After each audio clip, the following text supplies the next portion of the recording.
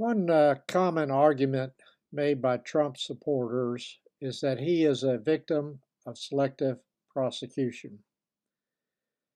This opinion is stated as a fact without discussing the actual facts of each criminal and civil case against Trump and then comparing them with Biden admittedly keeping some classified documents but also cooperating in returning them.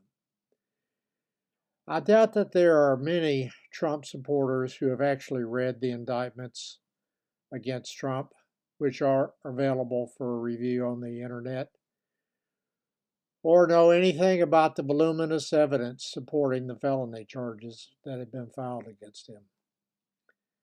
Willful ignorance is their default option on any matter relating to Trump.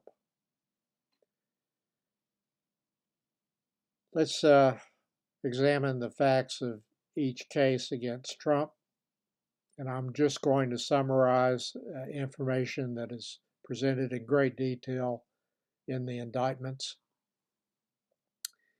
The indictment handed down by a grand jury in Washington in what I refer to as the insurrection or election subversion case alleges that Trump and unnamed conspirators attempted to overturn the election results in myriad ways. 1. By pushing state officials in certain swing states that broke for Biden to ignore the results and take steps to make Trump the winner. 2. By selecting fake electors who falsely certified that Trump had won 7 states. 3. By pressuring the Justice Department to endorse the false claims of election fraud that he had been told by those in a position to know in his administration were false. 4. By pressuring Vice President Mike Pence to change the election results, and by trying to keep lawmakers from confirming Biden's victory on January 6th, which is the time set out in the Constitution for certifying the election results. Biden engaged in none of that conduct. There is no overlap. There is no selective prosecution of Trump. There is no reason to believe that Biden has used fraudulent financial statements to secure loans at lower rates. That is part of the civil fraud verdict recently handed down against Trump. There is no evidence that Biden sought to interfere in the Georgia vote count or the certification of election results from that state that Biden had won. And that's part of the Georgia criminal case against Trump. Selective prosecution is not an issue there either. There is no evidence that Biden ever falsified, business records to hide politically sensitive claims made by a porn star and former Playboy centerfold model that Trump had allegedly had affairs with.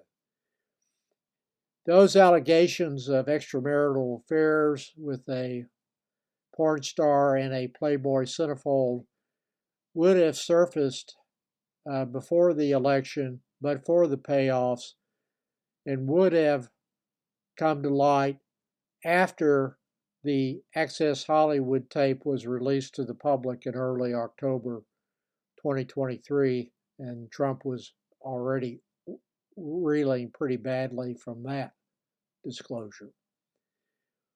As to the documents case in Florida, pending before the Trump-appointed Judge Cannon, the main charge against Trump is for obstruction of justice. There is no overlap with Biden or anyone else for that matter on that charge.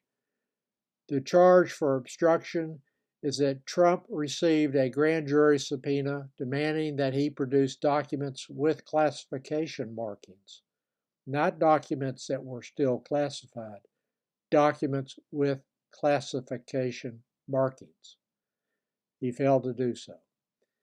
When the FBI searched Mar-a-Lago after Trump caused his attorney to certify that all documents with classification markings had been produced, documents with classification markings were found in his office and in his desk. Over 100 documents with classification markings were found. Trump could have avoided all of the charges in the Florida case by simply turning over the documents in his possession as first requested by the National Archives, but he only returned a few documents marked as classified and then claimed the production was complete when he knew it was not. He could have avoided prosecution even after the grand jury served a subpoena on him by simply complying with the grand jury subpoena, which is what a normal law-abiding citizen would do. Trump could not bring himself to comply. Instead, and I'm going to quote from a recent filing made by the prosecutor in that case that actually describes what he did after receiving a grand jury subpoena. Quote, this is on page 8 of that filing. Then, when presented with a grand jury subpoena demanding the return of the remaining documents bearing classification markings, Trump attempted to enlist his own attorney in the corrupt endeavor, suggesting that he falsely tell the FBI and grand jury that Trump did not have any documents, and suggesting that his attorney hide or destroy documents rather than produce them to the government. Failing in his effort to corrupt the attorney, Trump enlisted the trusted bodyman co-defendant Waltine Nada in a scheme to deceive the attorney by moving boxes to conceal Trump's continued possession of the classified documents. As a result, Trump, through his attorney, again returned only a portion of the classified documents in his possession while falsely claiming that the production was complete. The obstructive conduct even persisted from there.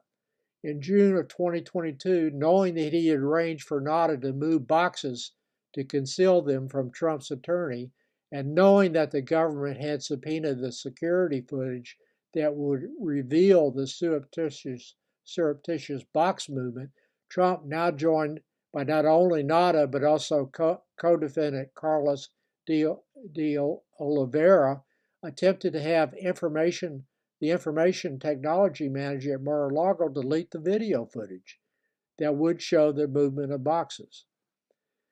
So Trump, as he does frequently, creates his own problems when avoiding those problems, avoiding an indictment would have been so easy for him, but he chose not to do so.